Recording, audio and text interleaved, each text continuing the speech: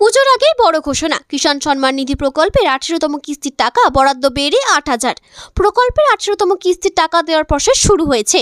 এদিন থেকেই উপভোক্তা তাদের অ্যাকাউন্টে এবারের কিস্তির টাকা পেতে শুরু করবে। এরই মধ্যে আবার বড় আপডেট পাওয়া যাচ্ছে এই প্রকল্পের টাকা দেওয়ার ব্যাপারে।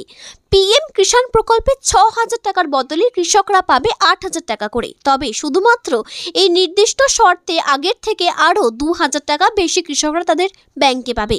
ঠিক কত তারিখে এই 18তম কিস্তির টাকা কৃষকরা তাদের অ্যাকাউন্টে পাবে, কোন কোন কৃষকরা কত টাকা করে পাবে, কোন কৃষকদের বেশি টাকা দেওয়া হবে, এর পাশাপাশি জানাবো যে এবার 6,000 টাকার পরিবর্তে 8,000 টাকা দেওয়ার ব্যাপারে ঠিক কি জানিয়েছে কৃষি দপ্তর, আর কোন কোন কৃষকরা এবার পিএম কিষাণ সম্মান নিধি প্রকল্পে টাকা পাবেন না।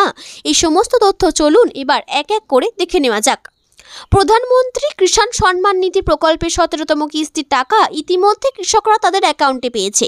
গত জুন মাসের 18 তারিখ এই টাকাটা কৃষকদের অ্যাকাউন্টে ট্রান্সফার করা হয়।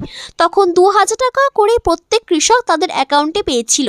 এই কিস্তিতে 9.3 কোটি কৃষক পরিবারকে 20,000 কোটি টাকা প্রদান করে কেন্দ্র সরকার। আর এবার এই পিএম কিষাণ প্রকল্পে বরাদ্দ আরও বৃদ্ধি পেয়েছে। নতুন করে আরও উপভোক্তাকে এই প্রকল্পে অন্তর্ভুক্ত করা হয়েছে। এদিকে বিভিন্ন মিডিয়া সূত্র মারফত জানা যাচ্ছে যে এই পিএম কিষাণ প্রকল্পের টাকা 6,000 টাকা থেকে বেড়ে 8,000 টাকা হতে চলেছে। অর্থাৎ কৃষকরা 2,000 টাকা করে প্রত্যেক বছর যে 3টি কিস্তিতে টাকা পায়, সেই কিস্তির টাকা আরও একটি বাড়তে চলেছে। দাবি করা হচ্ছে এক্ষেত্রে কৃষকরা বছরে 3টি নয় 4টি কিস্তি পাবে 2,000 টাকার। ফলে তাদের অ্যাকাউন্টে 8,000 টাকা করে পিএম কিষাণ সম্মান নিধি প্রকল্পের মাধ্যমে দেওয়া হবে।